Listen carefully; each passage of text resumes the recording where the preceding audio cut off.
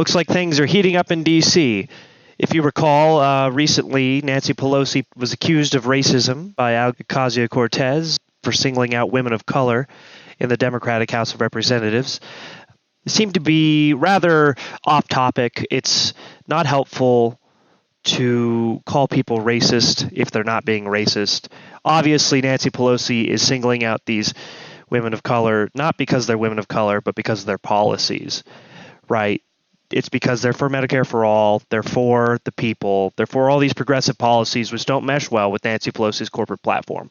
So that was a blundered bit of bickering in the House of Representatives. It was a bit fun to see Alexandria Ocasio-Cortez punch up at Nanci, regardless of the fact that she did it incorrectly. Rather, she should have been pointing out that it was the policies that was the source of their disagreement and not that Nanci Pelosi was some kind of racist. Now, same as Joe Biden, she falls into the same camp. So on July 14th, 2 days ago, Donald Trump tweeted, "So interesting to see progressive Democrat congresswomen who originally came from countries whose governments are a complete and total catastrophe." I guess he's, upgrading his vocabulary a little bit. We're not calling them shitholes anymore, even though one of those countries is, the United States, given that AOC is from Puerto Rico. The other congresswomen, of course, being Ilhan Omar, Ms. Tlaib, and Ms. Presley. Back to the tweet. "Are a complete and total catastrophe. The worst, most corrupt, and inept anywhere in the world. America's pretty, Puerto Rico, America. If they even have a functioning government at all. Now loudly and viciously telling the people of the United States, the greatest and most powerful nation on earth, how our government is to be run. Why don't they go back and help fix the totally broken and crime-infested places from which they came," Donald Trump says. "Then come back and show us how it is done. These places need your help badly. You can't leave fast enough. I'm sure that Nanci Pelosi would be very happy to quickly work out free travel arrangements." Okay, so Donald Trump is throwing his weight into the ring. What happened is he saw racism. He heard the word racism and his little ears picked up, and he jumped right in to start telling people to go back to the countries they came from. 10 hours ago, he gave some nonsensical speech on how they weren't racist. So Donald Trump has entered the ring, and it is distracted, seemingly, from this little bit of bickering going on between the progressives, the little progressive corner in the House, into which Bernie seemed to be stepping into, which I think probably scared Nanci Pelosi a little bit. He's a ringer. He's a senator, and she's but a lowly representative, right? What Nanci Pelosi's doing now is she has gone to the floor to do as Nanci Pelosi does so well and pivot. Let's take a listen. "These comments from the White House are disgraceful and disgusting, and these comments are racist. How shameful to hear him continue to defend those offensive words that we have all heard him repeat, not only about our members, but about countless others. Our caucus will continue to forcefully respond to those attacks on our members, which reflect a fundamental disrespect for the beautiful diversity of America. There is no place anywhere for the President's words, which are not only divisive, but dangerous, and have legitimized and increased fear and hatred of new Americans and people of color." It's so sad, because you would think that there would be a given that we would universally in this body just say, of course, of course. And there's no excuse for any response to those words but a swift and strong, unified condemnation. Every single member of this institution, Democratic and Republican, should join us in condemning the President's racist tweets. To do anything less would be a shocking rejection of our values and a shameful abdication of our oath of office to protect the American people. I urge a unanimous vote and yield back the balance of my... I was just going to give the General Speaker of the House if she would like to rephrase that comment. I have cleared my remarks with the parliamentarian before I read them. And take it. And I ask the words be taken down. I make a point of order. The gentlewoman's words are unparliamentary and are ready to be taken down. The chair will remind all members, please do not make comments toward personality-based comments. The gentleman from Georgia is recognized. I made a point of order that the gentlewoman's unparliamentary and request they be taken down.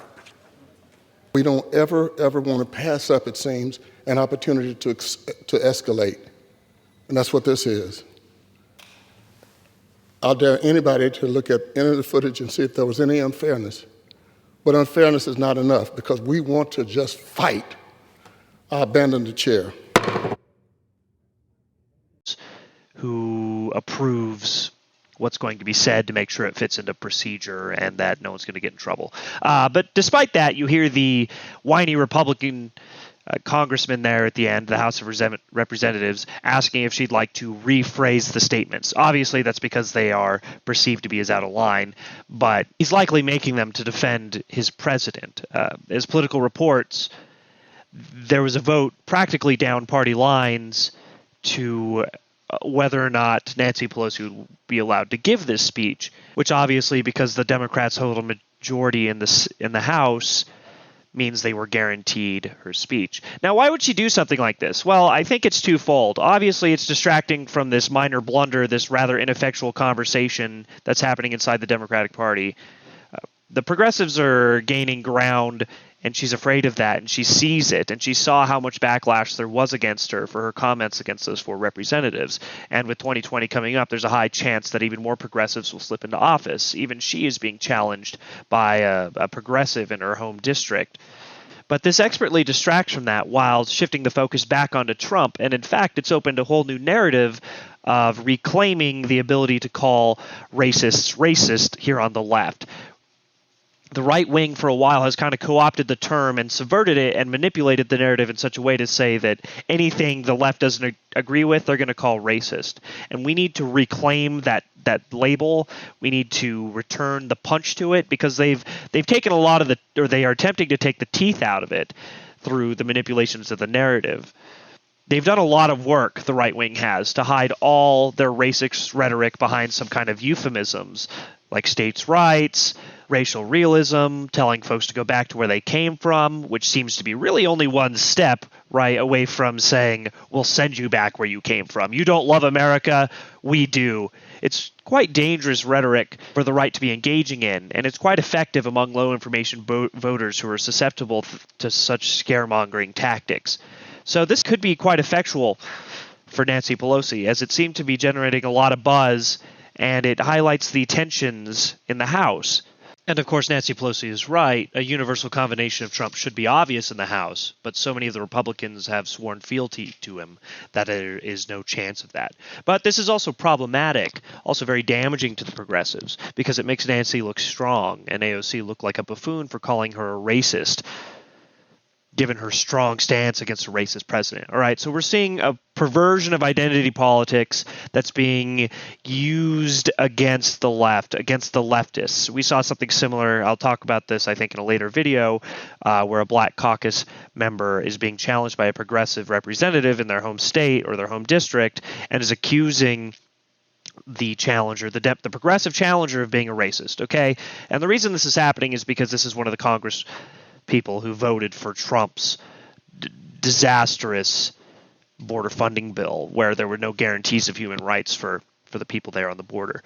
Now, it is true that when asked after her initial tweet, AOC's initial tweet towards Nanci, where it was presumed that she was calling the speaker racist, AOC later clarified that she didn't think as much of Nanci Pelosi. But that's not the story everyone got. That's not the narrative that was popular. That was not the narrative that was sold, and it's not the one that everyone heard. It was a little less distributed around because it doesn't sell as well. Now, wouldn't it be just great if we will start to see Republicans and Democrats fighting on the House floor, caning each other like we used to back before the Civil War? Just a hope. Wouldn't you just love to see Bernie Sanders caning Mitch McConnell, or hitting him with his big New Yorker rings, AOC biting off Trump's ear, Cory Booker fighting Paul Ryan, Kamala Harris and Ted Cruz having a sword fight, Ilhan Omar just dragging Brett Kavanaugh out of the Supreme Court, Mike Pence shocking everybody with cattle prods.